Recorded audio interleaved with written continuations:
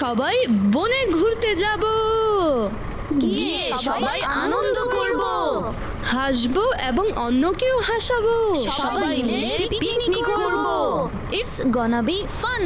অনেক দিন পর স্কুল থেকে ছুটি পেয়েছি। আমি তো শুধু মাঙ্কিজদের সাথে খেলবো, সে অনেক দুষ্ট অ্যানিমাল। বনে রং বেরঙের তোতাও রয়েছে, তাই না উসেদ ভাই? এক্স্যাক্টলি, আর আমি তো শুধু রিভারের কিনারে বসতে চাই। It's so peaceful.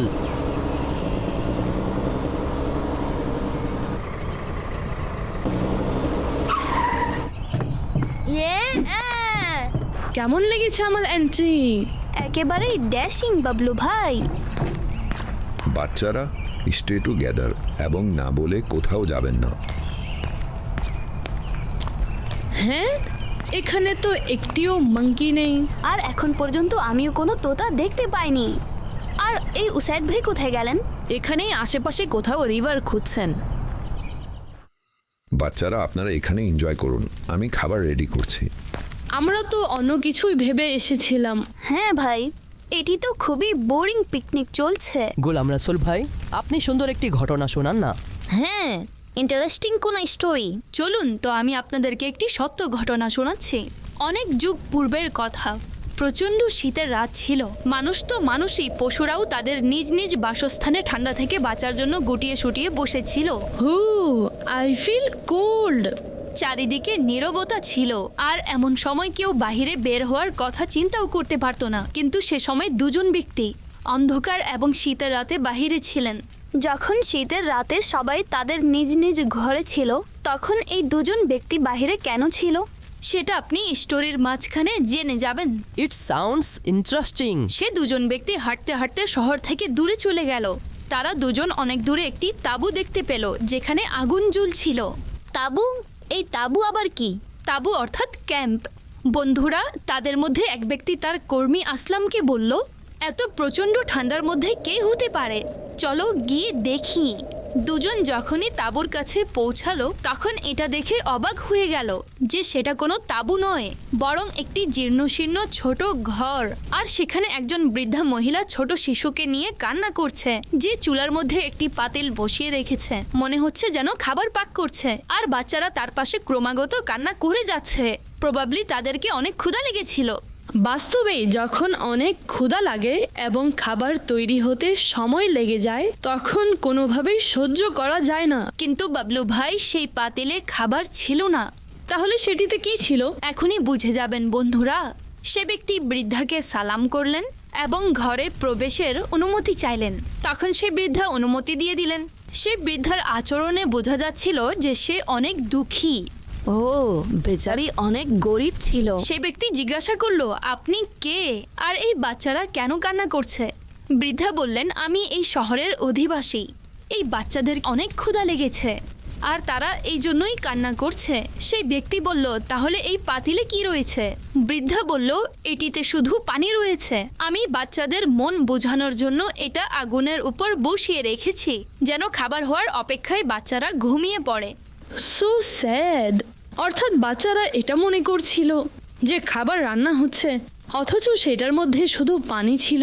এটা তো খুবই স্যাড স্টোরি। তারপর সেই দুঃখী বৃদ্ধা বললেন, আমি একজন গরিব বৃদ্ধা, আমার কাছে এতটা টাকা নেই যে নিজের বাচ্চাকে খাবার খাওয়াবো। ব্যাস তাদেরকে বুঝিয়ে রাখছি। কিন্তু আমাদের খলিফা যিনি আছেন, তার আমাদের ব্যাপারে কোনো পরোয়াই নেই। তার উচিত হলো আমাদের প্রতি খেয়াল রাখা।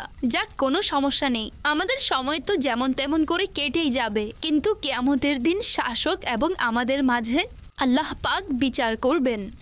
গোলাম রাসুল ভাই, আপনার চোখ দিয়ে পানি পড়ছে। বন্ধুরা, সে ব্যক্তি যখন দুঃখী বৃদ্ধার কথা শুনলেন, তখন চোখে পানি চলে আসলো। তিনি বললেন, ওহে বৃদ্ধা, আল্লাহ তোমার প্রতি দয়া করুক, কিন্তু শাসক কি জানে যে আপনারা এই অবস্থায় আছেন? সেই বৃদ্ধা বললেন, সে আমাদের শাসক আর আমাদের থেকে উদাসীন। সে জানেই না যে আমরা কি অবস্থায় আছি। এটা তো ঠিক যে শাসকের তাদের ব্যাপারে অবগত থাকা উচিত ছিল। সে ব্যক্তি দুঃখী বৃদ্ধার কথা শুনে তার ঘর থেকে বের হয়ে আসলেন এবং তার কর্মী আসলামকে বললেন, আমার সাথে দ্রুত চলো। তারপর তারা উভয় একটি খাদ্যের ফ্যাক্টরিতে গেলেন। কর্মী দরজা খুললেন। সে ব্যক্তি দ্রুত এক বস্তা আটা, খেজুর, কিছু অর্থ এবং খাবার রান্না করার উপকরণ নিলেন এবং কর্মীকে বললেন, এগুলো আমার পিঠে উঠিয়ে দাও। কর্মী বললেন, এগুলো আমি আমার পিঠে করে বৃদ্ধার নিকট পৌঁছে দিব।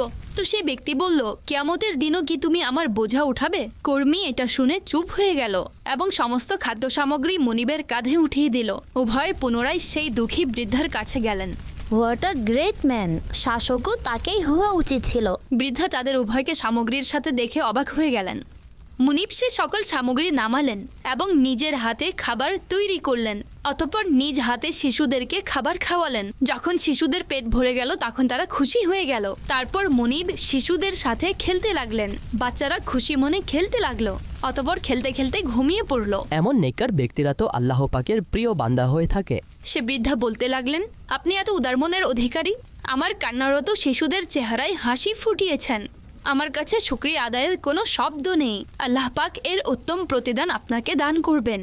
বাস্তবতা তো এটা যে আপনাকে আমাদের শাসক হওয়া উচিত ছিল। অতঃপর বন্ধুরা সে ব্যক্তি তার কর্মীর সাথে পুনরায় ফিরে গেলেন। বাহ, কি যে মাহাত্ম্য সে ব্যক্তির! তার প্রতি তো আমার ভালোবাসা জেগে উঠেছে। কিন্তু সে কে ছিলেন? তিনি হলেন ইসলামের দ্বিতীয় খলিফা আমিরুল মুমিনিন হযরত উমর ফারুকে আজম রাদিয়াল্লাহু আনহু ছিলেন। সুবহানাল্লাহ! রিয়েলি? সেই অন্ধকার শীতের রাতে নিজের পরিচয় মানুষ থেকে লুকিয়ে সাহায্যকারী হযরত উমর ফারুক রাদিয়াল্লাহু তাআলা আনহু ছিলেন। সুবহানাল্লাহ! হযরত উমর ফারুক রাদিয়াল্লাহু তাআলা আনহু আমিরুল মুমিনিন হয়ে নিজ হাতে খাবার রান্না করলেন এবং শিশুদেরকে খাওয়ালেন। এবং শিশুদের সাথে খেলেছেনও। এমন ছিলেন আমাদের ফারুকে আজম রাদিয়াল্লাহু তাআলা আনহু। হযরত উমর ফারুক রাদিয়াল্লাহু তাআলা আনহুর মাহাত্ম্য অনেক বড়। তিনি আশারায়ে মুবাশশারা অর্থাৎ ওই 10 জন সাহাবা ইকরামদের মধ্যে অন্তর্ভুক্ত যাদেরকে হুজুর সাল্লাল্লাহু আলাইহি ওয়াসাল্লাম জান্নাতি হওয়ার সুসংবাদ দিয়েছেন।